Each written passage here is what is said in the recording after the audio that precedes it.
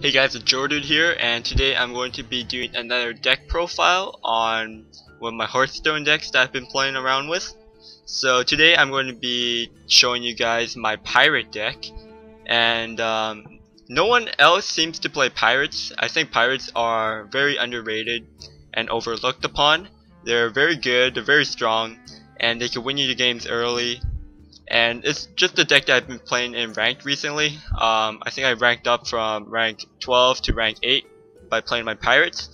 No one expects the Pirates to come out, so the surprise factor and just a really strong burst that this deck can potentially have is just really good. So I'm sorry if my face is covering some of the cards. I'm going to hover over them and I'll tell you how many I have. And also I'm going to be having a Hearthstone deck profile, so I'll have the link to that in the description below if you want to read up on it. So, or just get a better deck list to try it out for yourself. So this deck is called Arg Shimmer Me Timbers.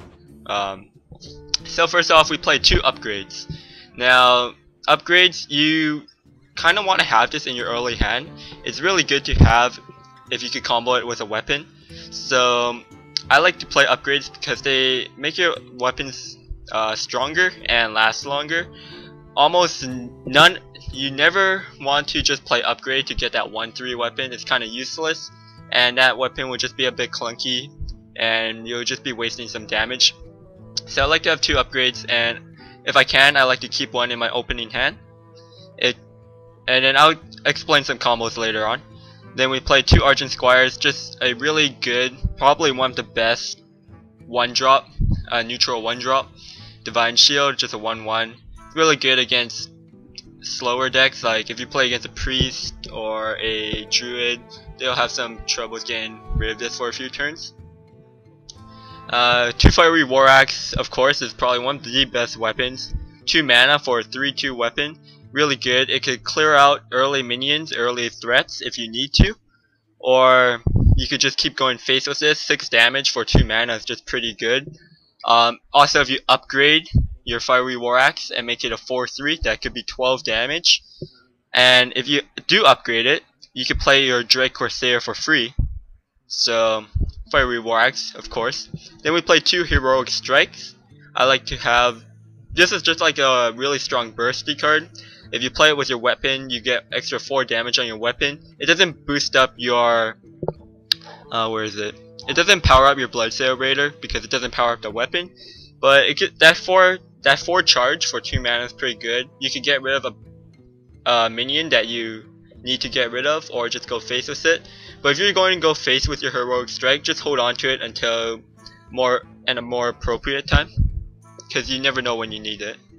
And then of course, probably one of the best Pirates, Bloodsail Raider.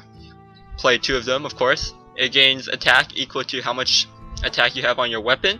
So a combo that I really like to do, and it's really sacky, is when you have Gore Howl out and have it like a 7/1, and then on your next turn you play your Warzone Commander, then your Bloodsail Raider. Your Bloodsail Raider does get to charge first, and then it gets its attack power boost. So if you play Bloodsail Raider when you have a Warzone Commander and a Gore Howl out, your Bloodsail Raider becomes a 9/3 charge. So that's insane, because you could do like 16 damage burst right there with your Gore Howl and Bloodsail.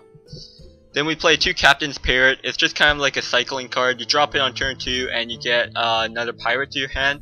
It just kind of helps because there's no draw power in this deck. You're basically just top decking throughout the entire game. So this is your only searching card that you have, and have a little bit more cards in your hand. Then we play 2 Harvest Golems. Have to have those Harvest Golems. They're probably one of the best neutral cards.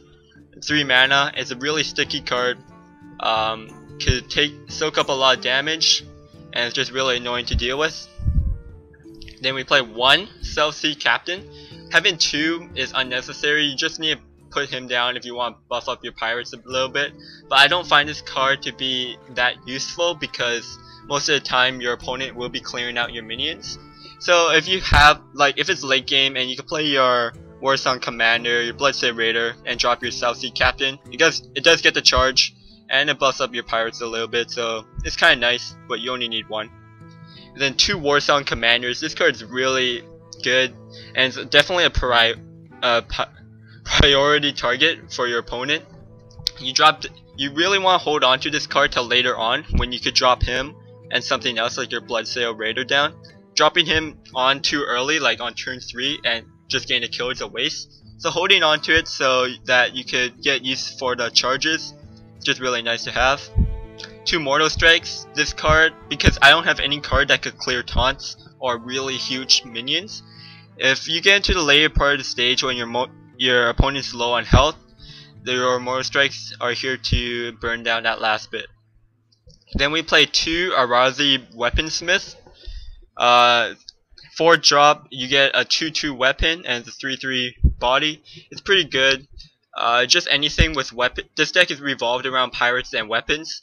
So just having that weapon option is just really nice to have, especially on turn 4. And Drake Corsairs. These cards are really.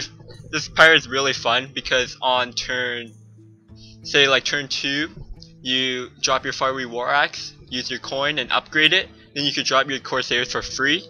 That's just really good and gets you some pretty good advantage and pressure. Then we play 2 Korkion Elites, just your 4 charge for 4 mana. It's just overall pretty useful. You can get rid of something annoying instantly, or you could just push for that 4 damage, and it has 3 health, so it's not too bad. And we play Leroy Jenkins, one of your finishers. Basically, you just want to play him at the end when you could just do that extra 6 damage burst. 1 Arcanite Reaper. I originally had 2, but I took 1 out because what I found is that having 2 is just too clunky. Because most of the time, if you're going to have 2, you're never going to use your 2 Arcanite Reapers unless the game is dragged out super long. If your game lasts that long anyways, you're probably going to lose.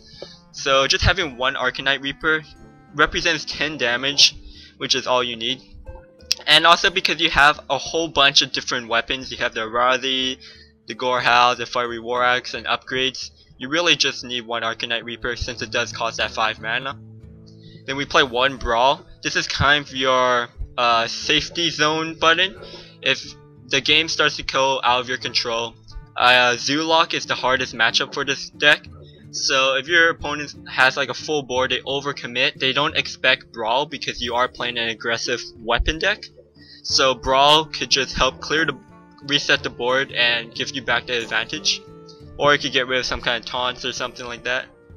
Then we play 1 Captain Greenskin. He's the boss pirate, gives your weapon a 1/1.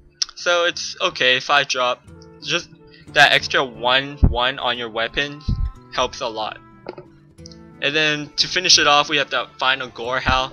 The Gorehound smashes for 7 to the face. It could deal with bigger minions if you have to. And it can buff up your Bloodsail Raider by a lot. So yeah. Just to get into, again, with the opening hands, you really want to start off with your early game cards. You want to possibly get like an upgrade in your Argent Squire. And really, you want to have your Fiery War Axe early on. Fiery War Axe and upgrade is probably the best combo you could open up with. Maybe a Captain's Parrot, Harvest Golem. If you open up with Bloodsail Raider, it depends on your matchup, but sometimes I do like to throw it away because I really like to combo with your Bloodsail Raider rather than just dropping on turn 2. So throwing it back and trying to find something else is always a good option. So yeah, just try and get your early mana curve and then draw into your later game as it gets later into the game. In terms of matchups, there are so many Miracle Rogues right now, and this deck loves going against Miracle Rogues. Miracle Rogues, they don't do anything for about the first 5 turns or so, and by then they'll just lose because they're just getting faced by your weapons and your charges. So Miracle Rogues, really easy matchup. I don't think I've ever lost to one. Priests, I've been seeing quite a few priests, and again, priests are very slow, so you just keep going face. If you're playing against a slow deck, you really want to play aggressive early on so you can finish them off before they get the big minions and board control out. Hunters, this deck does quite well against hunters as well. You won't see as many hunters now, but because you don't play that many minions, you're mostly relying on your weapon charges to do the damage. Unleash the Hounds aren't going to be as effective to you. a handlock. This deck does fairly well again against handlock. It just really depends if they can get the early taunts out or not, because taunts is a big problem for this deck. This deck has really big problems against Zoolock.